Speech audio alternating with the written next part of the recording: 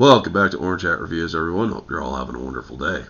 I'm still sick. I recorded this video just after the review from yesterday, The Absent-Minded Professor.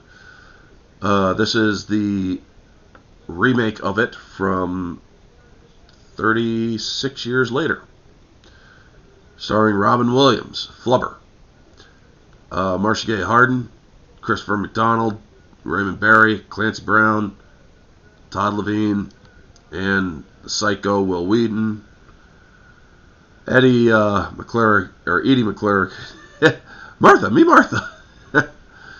She had a great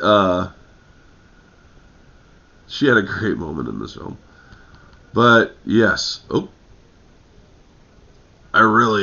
movie is just as good as the other one. It has differences where he is absent-minded in the first one. He is downright absent-minded and pretty much Alzheimer almost in this one. I'm guessing that there are flaws to this film when you look at the absent-mindedness of Robin Williams. Yes, he gets caught up in his work, but he literally forgets things from the day before.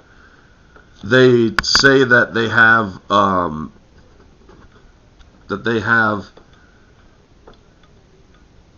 or that they did a wedding rehearsal in this film, and he's like, it went well? Like he's confused about it. And yet it's like, you had it yesterday, dude. You would have remembered something like that. But you know what? This film at its core still carries the same formula as The Absent-Minded Professor. A very solid foundation. It keeps on key. It doesn't go too flashy with the special effects except for where it needs to. It actually does some pretty good special effects. The digital effects for Weibo was very well done. This film definitely is a tearjerker. Weibo doesn't exist in the first movie, where the dog is basically his assistant. Weibo is a robot assistant in this film, and I thought it was very good. Marcia Gay Harden's acting as Sarah is very well done. Tom McDonald, man, Shooter McGavin, and in this one, Wilson Croft, he plays an asshole outright in this film. And I gotta say that he does it so freaking well. Les Mayfield as the director in this film, I don't know much about his credits, but let's take a look at him, because honestly I feel like I should. Apparently he did the Miracle on 34th Street movie with what's her name, and he also did Encino Man. I liked Encino Man. I haven't seen The Man or The Cleaner, but if this guy did these movies, he's got a flair for comedy, it seems. So getting back to Flubber, Robin Williams was the perfect choice for the absent-minded professor in this film. I gotta say, he is the perfect choice for Brainerd.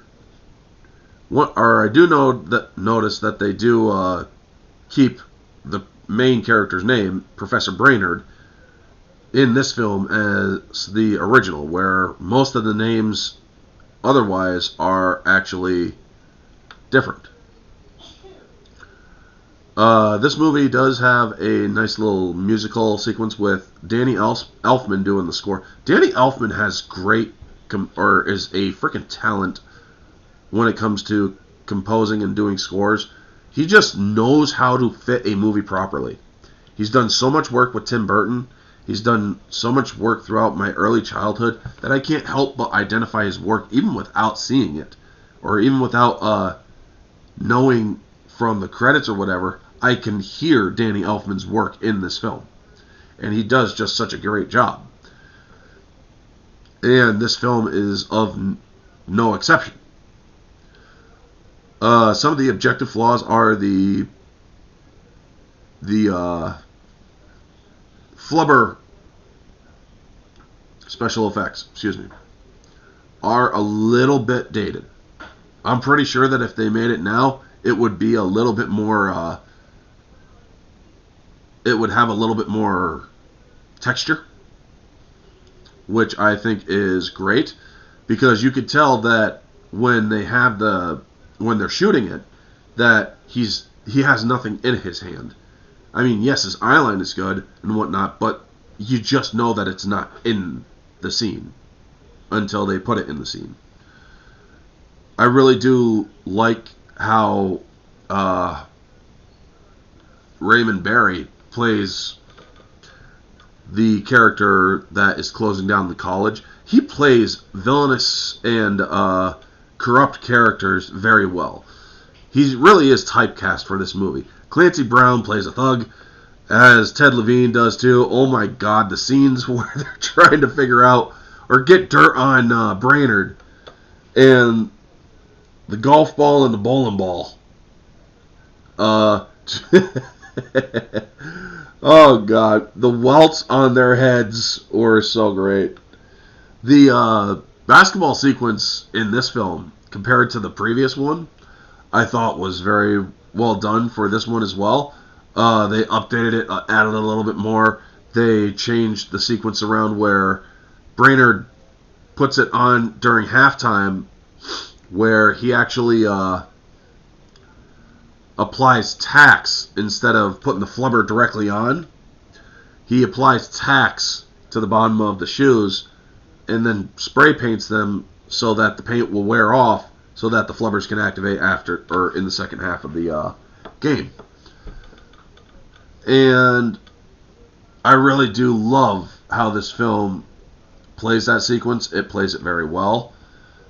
The ending sequence where he's standing against the bad guys who stole the flubber and very sadly kill Weebo. It really is such a tear-jerking moment when Weebo passes, but also leaves her legacy for Professor Brainerd to continue. I thought that it was well done.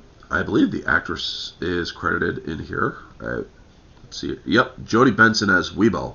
I thought she did a great voice for it. Julie Morrison as Weebette. But yeah, Edie McClurg, when he's like, "How you doing, Ruthie?" "Martha." "Excuse me?" "Martha, me Martha." It's just, and then he calls her a different name when they're leaving and whatnot. This film is great fun to watch. So, objectively speaking, I will say that this movie is around an 8 to an 8.5. It is a shade under the original. The special effects are very heavy in this film, for obvious reasons. This was late 90s, and they really were pushing the bounds with this. But I think that they did a good job. Acting, superb. Writing, superb. Directing, great. However, the special effects are still dated. They could add a little bit. They could have done a little bit more texturizing with Flubber.